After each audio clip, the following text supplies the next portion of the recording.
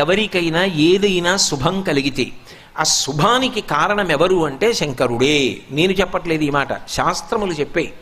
శుభములన్నీ కుప్పలు తెప్పలుగా ఆయన పాదముల దగ్గర పడి ఉంటాయిట.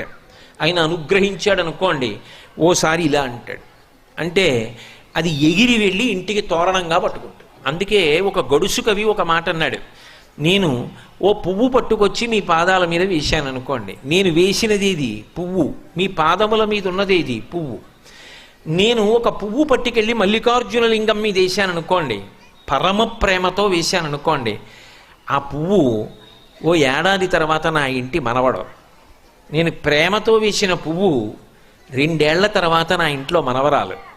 నేను ప్రేమతో వేసిన పువ్వు నేను కట్టుకునే ఒక ఇల్లు. నేను వేసిన పువ్వు నాలో కలిగేటటువంటి భక్తి. నేను వేసిన పువ్వు ఏ వయస్సులో నాకు రావాలో